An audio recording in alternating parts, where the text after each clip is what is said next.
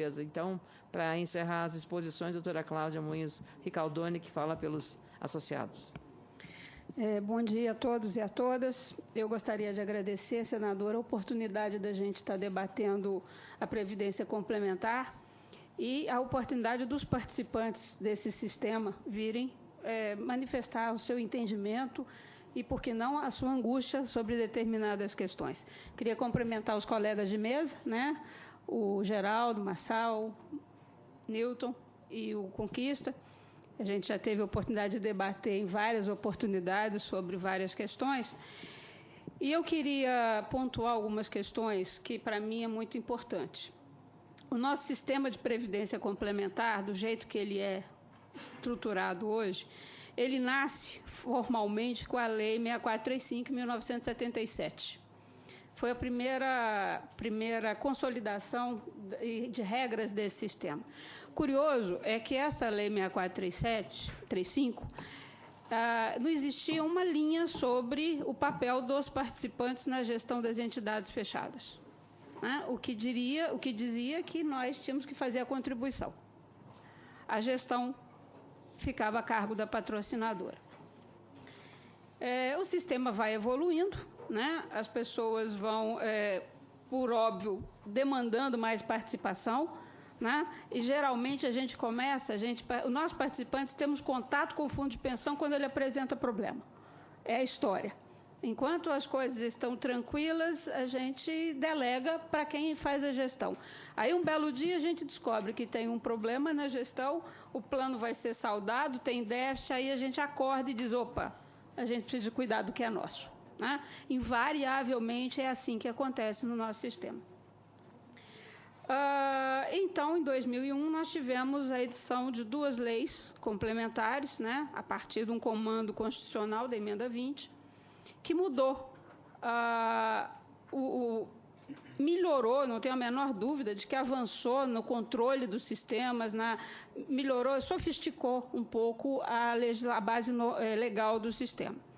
E essa Lei 109 e 108 trouxe 2 questões muito importantes. Pela primeira vez, a Lei 109, que é a Lei Geral do Sistema, determina que os participantes tenham assento garantido nos órgãos colegiados das entidades, basicamente Conselho Deliberativo e Conselho Fiscal.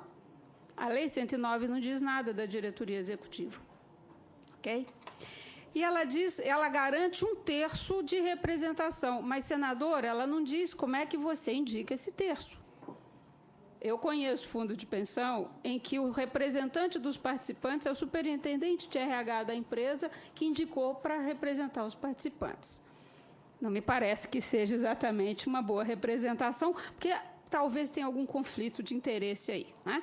Bom, e uma outra coisa que eu acho importante a gente salientar é o seguinte: o nosso sistema hoje conta com um pouco mais de 348 fundos de pensão. Estes fundos administram em torno de 1.030 planos de previdência. Destes 348 fundos, pouco mais de 60 são regulados pela Lei 108. A Lei 108 é uma lei complementar que regulamenta as entidades de previdência complementar patrocinadas por entes públicos ou empresas públicas, que tem uma regra de governança melhor do que na 109. A regra de governança da 108 estabelece paridade no Conselho Deliberativo, paridade no Conselho Fiscal, estabelece voto de Minerva da patrocinadora no Conselho Deliberativo, mais voto de Minerva do participante no Conselho Fiscal. Então, ela traz uma regra de governança um pouco mais equilibrada. Então, o que eu quero chamar a atenção é o seguinte: o nosso sistema, pouco mais de 60 entidades, tem uma regra de governança mais equilibrada. As demais estão sujeitas à Lei 109. Onde você tem 1/3, na maioria das vezes, dos participantes, e nem a obrigatoriedade de elegê-los as entidades têm.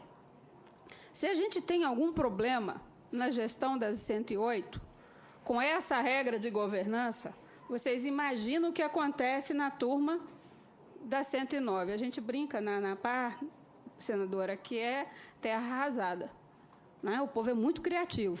A gente tem um pouco de tudo dentro dessas entidades. E por que eu estou chamando bastante atenção na questão da diferença da governança? Porque a diferença básica entre uma lei e outra é exatamente as regras de governança. Na 108, foi dado uma gestão mais compartilhada, embora a diretoria executiva não se diga nada, né? Nas outras entidades, digamos assim, que a lei é um pouco mais liberal, né? E para nós participantes é o que tem de pior, né? Quando eu já trabalhei em fundo de pensão, fui diretora eleita de uma entidade, né, da Forluz, acho que é a 9ª no ranking das entidades. A gente ia vender o plano, convidar os participantes a entrarem, e a primeira pergunta que eles nos falavam: Claudinha, mas qual a segurança que eu tenho do investimento que eu estou fazendo? Qual a segurança que a lei me dá e que a entidade me dá? E, para a gente ser muito honesta, a segurança não existe isto. Quando você investe num fundo de pensão, você não faz investimento de poupança, que você tem uma garantia. Então, senadora e demais companheiros, a segurança de um investimento do fundo de pensão está absolutamente centrada nas regras de governança e na gestão. E eu costumo dizer que nós participamos, somos a primeira linha de defesa dessa boa governança e dessa boa gestão. Porque a Previc, quando ela autua aquilo que já ocorreu. E, às vezes, já ocorreu. Não recupera. Né? Agora, quando você tem um conselho deliberativo atuante, que conhece, que tem compromisso com seus eleitores, muito do que a gente vê acontecer no sistema não aconteceria. Se você tem dentro da entidade regras de governança, comitês de investimento, código de ética, código de conduta, absoluta transparência, você elimina no nascedouro alguns problemas futuros, né? Então, para nós, participantes, além de todos os outros problemas que a gente tem, essa questão da governança é absolutamente fundamental. Para vocês terem uma ideia, a maior parte das entidades de previdência complementar no Brasil não existe gestão compartilhada na diretoria executiva. Eu conheço 3 que tem, que é a Previ, a FUNCEF, a Celos, de Santa Catarina, da Celesc, e até outro dia mesmo a Facial tinha, mas mudaram a regra e tiraram a paridade, né? O patrocinador tirou a possibilidade de ter paridade na gestão. Bom, as coisas acontecem na diretoria executiva. O Conselho Deliberativo se reúne a cada 2 meses quando a gente tem sorte. Eu conheço fundo de pensão, meus caros, que o Conselho Deliberativo, que é o órgão máximo de direção, se reúne uma vez por ano.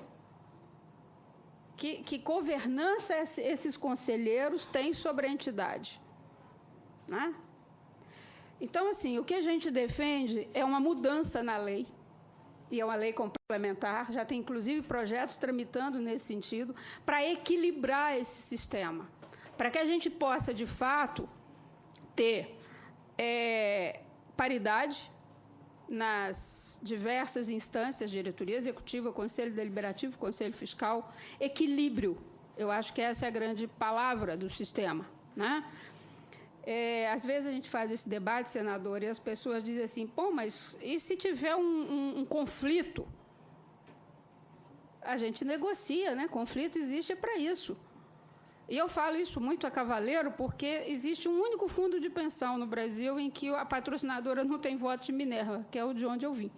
A gente, por acordo coletivo, conseguiu que a patrocinadora abrisse mão do plano de contribuição variável.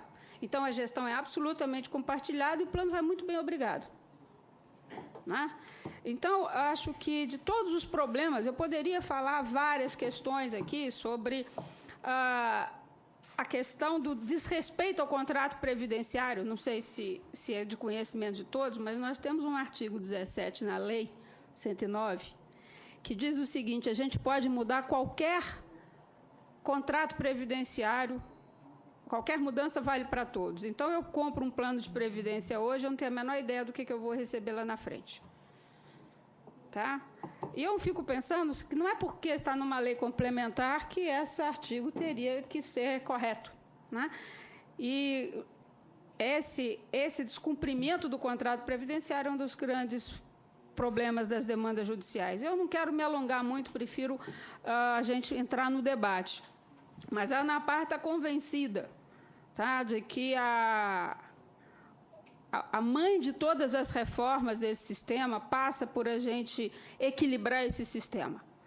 Permitir com que os participantes e os patrocinadores façam a gestão dessas entidades de forma equilibrada, negociada, sem a preponderância que existe hoje, né, no pessoal da 109, da 108 e da 109 também. Então, a palavra de ordem nossa é equilíbrio. Equilíbrio, para que uma parte não consiga impor derrota à outra e para que, e no final das contas, só para encerrar, qualquer problema que aconteça num plano de previdência, ele vai estourar no colo dos participantes, não do patrocinador. Obrigada, gente. Obrigada, doutora Cláudia. A Claudinha, como ela mesma falou, né? A Claudinha é um nome mais afetivo.